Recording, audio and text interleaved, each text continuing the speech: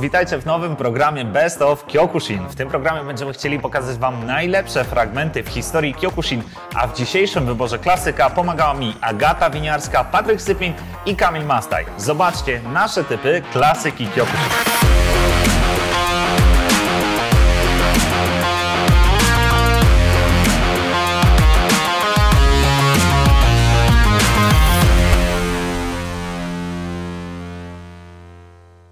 Pamiętajcie, że relacje z największych wydarzeń Kyokushin możecie oglądać na Okiem Sportowca, a my nie przedłużamy i lecimy z pierwszą walką. Najmłodsza walka w tym zestawieniu, czyli pojedynek, który był jednym z wielu, który musiał stoczyć Maciej Mazur w drodze po srebro Mistrzostw Świata Open. A mowa tutaj oczywiście o walce Maciej Mazur kontra Valeri Dimitrov, czyli półfinał Mistrzostw Świata z 2019 roku. Polak w półfinale staje naprzeciwko najbardziej utytułowanego europejskiego zawodnika. I zaczyna się bój o wielki finał. Valeri Dimitrov oczywiście atakuje swoimi charakterystycznymi kakatogeri na strefę Gedan, ale Maciej nie pozostaje mu dłużny i odpowiada Małashigeri Gedan. Kolejna część walki toczy się w bliskim dystansie, gdzie techniki Polaka wydają się być bardziej szkodliwe niż uderzenia Dimitrowa. W końcówce walki inicjatywa należała do Maćka, jednak sędziowie pokazali dogrywkę, w której to Valeri Dimitrov w zdecydowanej większości używał technik ręcznych, na co Maciek odpowiadał technikami nożnymi. Wygląda jednak na to, że Valeri obudził się na drugą rundę i jego uderzenia były znacznie bardziej dynamiczne i z większym zakresem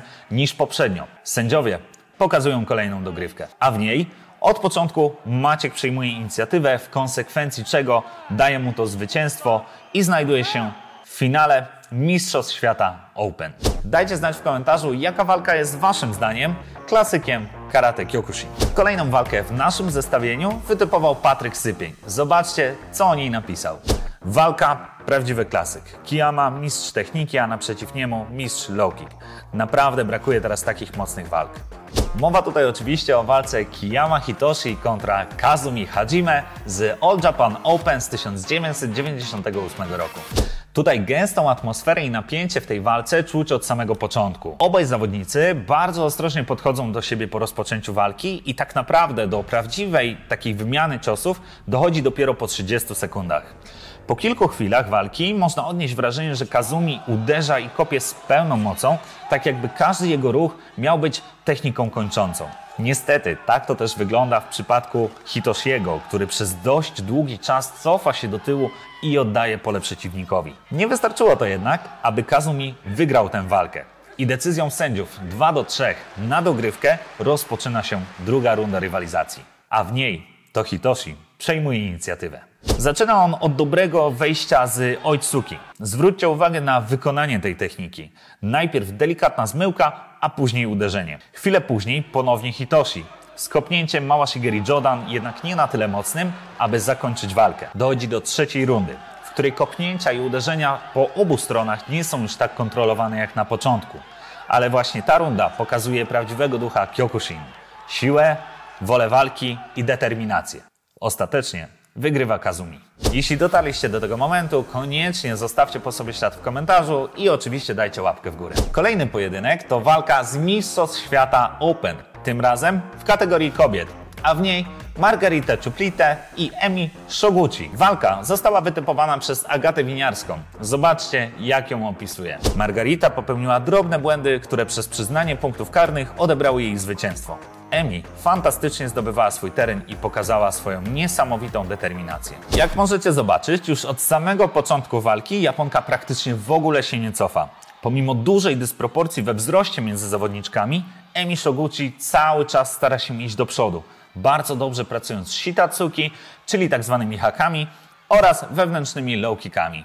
Margarita jednak nie pozostaje jej dłużna i stara się iść na wymianę rękami, mieszając to z hizageri i od czasu do czasu próbując kopnąć sotokage na strefę Jodan. Druga runda wygląda już zupełnie inaczej. Litwinka postawiła w niej głównie na hizageri. W ciągu pierwszych 40 sekund drugiej rundy kopnęła około 17 razy, czyli dokładnie tyle, ile kopnęła w ciągu całej pierwszej rundy. Niestety, w efekcie zmęczenia i w ferworze walki Litwinka po 30 sekundach drugiej rundy otrzymała pierwsze upomnienie. Emi Shoguchi nie do końca wiedziała, jak poradzić sobie z hizageri Margarity, ale długo nie musiała szukać na to sposobu, gdyż tuż po pierwszym czuj Litwinka uzyskała drugie upomnienie, które skutkowało gentem, w konsekwencji czego przegrała finał Mistrzostw Świata Open, a zwycięzcą okazała się Japonka Emi Shoguchi. Jeśli podoba Ci się ten materiał, koniecznie udostępnij go swoim znajomym. Kolejna walka to typ Kamila Mastaja, który opisuje walkę następującymi słowami. Dla mnie najpiękniejszą walką w Kyokushin jest pojedynek z 1998 roku na All Japan. Piotr Sawicki i Gary O'Neill. Wyśmienita technika, tempo walki, niesamowita szybkość, timing, chodzenie na nogach oraz kwintesencja Kyokushin, czyli mnóstwo efektownych kopnięć. Niestety do tej walki nie potrafiliśmy znaleźć całego materiału, więc jest ona dostępna tylko w wybranych fragmentach przez realizatora. Na samym początku tego pojedynku widać, że dominują tutaj kopnięcia. Wynika to poniekąd ze specyfiki walki w tamtych czasach.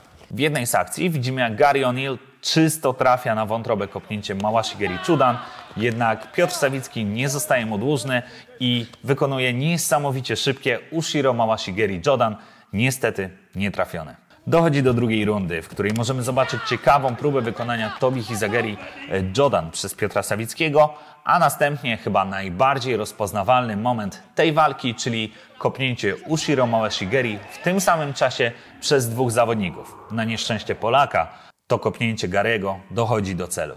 Polak jednak nie daje tego po sobie poznać i od razu wstaje z zamiarem ataku.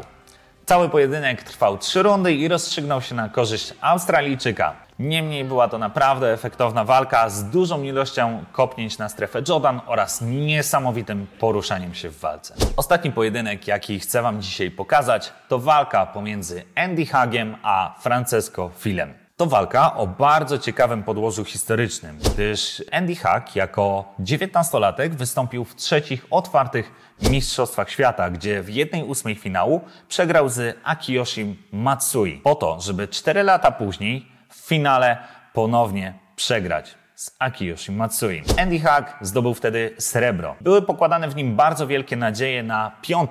Mistrzostwach Świata, gdzie już wystartował jako doświadczony zawodnik. Jednak niestety pech go nie opuścił. Walka pomiędzy Andy Hugiem a Francesco Filem rozkręcała się bardzo długo. W ciągu pierwszych 90 sekund walki wykonali zaledwie 7 technik, które doszły do jakiegokolwiek kontaktu. W dalszym etapie zawodnicy bardzo często próbują się trafić nawzajem w głowę, co częściowo udaje się Brazylijczykowi i trafia Huga na strefę Jodan. Andy Hug w tej walce wydaje się być bardzo spięty, przez co jego kopnięcia są wykonywane bardzo często w złych momentach lub są wykonywane chaotycznie i nie dochodzą do celu. Francisco podchodzi za to do walki o wiele spokojniej i prawdopodobnie to przechyli szale zwycięstwa na jego korzyść. W trzeciej rundzie, po bardzo chaotycznej akcji i zamieszaniu, Francesco kopie Andy'ego Huga w głowę, pozbawiając go możliwości dalszej rywalizacji, a sam zalicza jeden z najefektowniejszych knockdownów w tym turnieju. Dajcie znać w komentarzu, co myślicie o tego typu odcinkach, a my widzimy się już 3 grudnia na Mistrzostwach Europy Open w Warszawie. Dzięki za dzisiaj, do zobaczenia, os!